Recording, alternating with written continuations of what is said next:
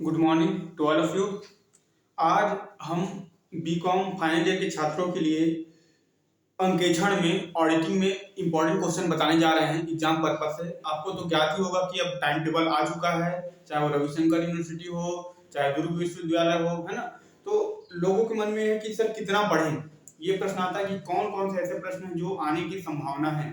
तो उन संभावित प्रश्नों को हम एक जगह एकत्रित करके आपके लिए एक वीडियो बना रहे हैं। इस वीडियो को देखिए, कम से कम 3 में से 2 प्रश्न को जरूर से पढ़ें, जिससे आपको एग्जाम में क्वेश्चन को बनाने में आसानी हो जाए।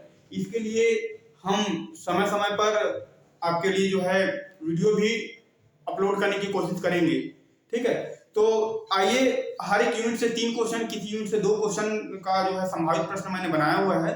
इसको आप अच्छे से पढ़िए, ठीक। चलिए देखते हैं पहला यूनिट का क्वेश्चन क्या है। तो पहला यूनिट में एक स्टेटमेंट आ रहा है। स्टेटमेंट क्या है? लेखांकन आरंभ होता है, लेखाकर्म आरंभ होता है जहां पुस्तपालन समाप्त होता है, और अंकेक्षण आरंभ होता है जहां पे लेखाकर्म समाप्त होता है। इस स्टेटमेंट को, इस कथन को हमको क्या करना है? व्याख्या करना है। हमको बताना है कि जहां पे पुस्तपालन खत्म होता है, यानी अकाउंटिंग के लिए जो भी बुक कीपिंग है वो खत्म होता है, उसके बाद वहां से कहाँ अकाउंटिंग शुरू हो जाता है। और ऑडिटिंग कहाँ शुरू होता है?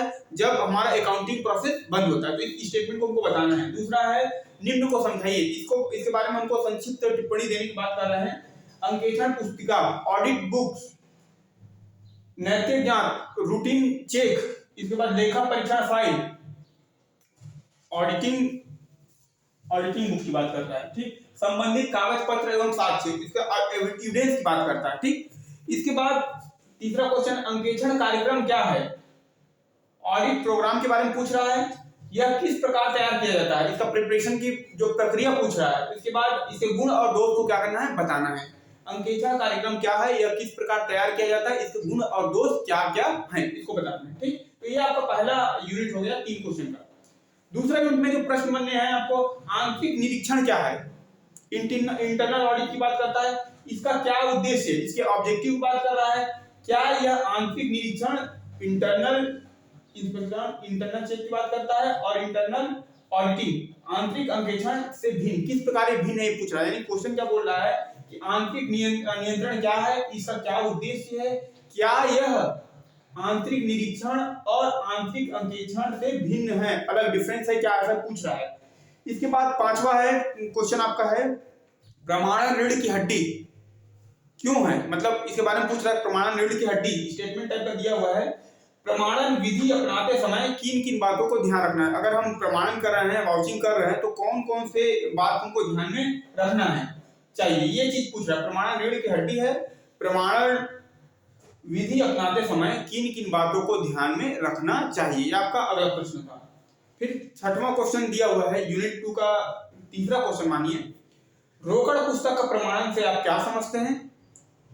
रोकड़ पुस्तक का प्रमाणन करते समय किन किन बातों को ध्यान में रखना चाहिए? कैश बुक का ऑडिट कैसे करते हैं या क्या है, और इसकी कैश बुक का जो ऑडिट करते हैं उस समय किन किन बातों को हमको ध्यान में रखना है, कौन कौन से ऐसे फैक्टर है जिसको ध्यान में रखना है, ये हमारा आपका एक दूसरा यूनिट का क्वेश्चन है। इसके बाद यूनिट 3 में विभाजन योग्य लाभ क्या है?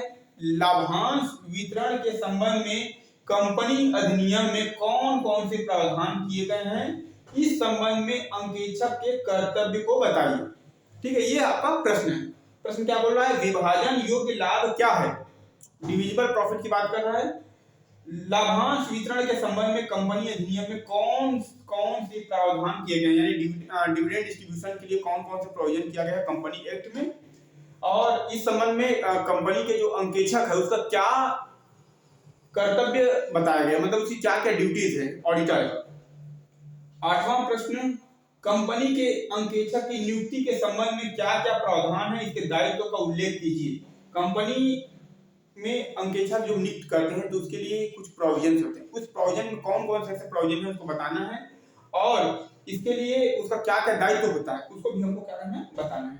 फिर नौवां, आपको अगर हम एक कॉलेज का ऑडिटर नियुक्त कर दें, अंकेक्षक नियुक्त कर दें, तो आप उस कॉलेज के खातों का निरीक्षण किस प्रकार करेंगे, अपना काम किस प्रकार करेंगे, वही प्रश्न है। आप एक कॉलेज के खातों का अंकेक्षण करने के लिए अंकेक्षक नियुक्त किए गए हैं, आप किस प्रकार अपना कर्तव्य को, अपने कार्य को पूरा करेंगे। तो ये हो गया आपका तीसरे यूनिट का। चौथा यूनिट में दो ही क्वेश्चन है, दो इंपॉर्टेंट क्वेश्चन है। पहला है मूल्यांकन क्या है, व्हाट इज वैल्यूएशन, ठीक है। मूल्यांकन का उद्देश्य एवं संपत्ति का मूल्यांकन, एसेट्स का वैल्यूएशन की बात कर रहा है, संबंधी नियमों को बताइए।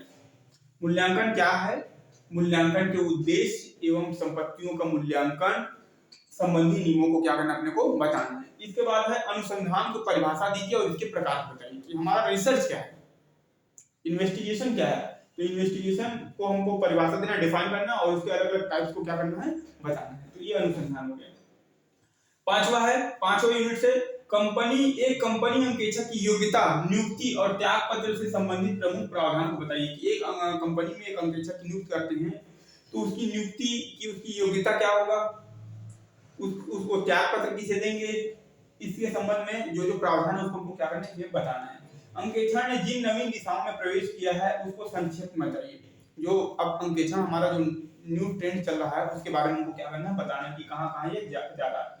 और कुछ संक्षिप्त टिप्पणी लिखना है। संक्षिप्त टिप्पणी लिखने प्रबंध अंकेक्षण, मैनेजमेंट ऑडिट और मानव संसाधन लेखांकन, मानव संसाधन लेखांकन, ह्यूमन रिसोर्स अकाउंटिंग का जो है ऑडिटिंग करना है। तो ये आपका संभावित प्रश्न है। हम कोशिश कर रहे हैं कि इसमें से कम आपको एक या दो वीडियो आराम से दे दें, है ना, जिससे आप जो है इसको आसानी से सॉल्व कर पाए।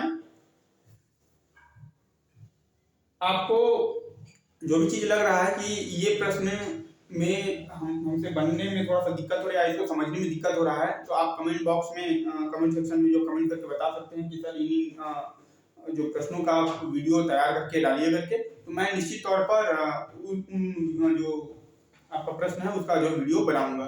ठीक है, आप हमारे वीडियो को लाइक करें, शेयर करें और सब्सक्राइब करें। धन्यवाद।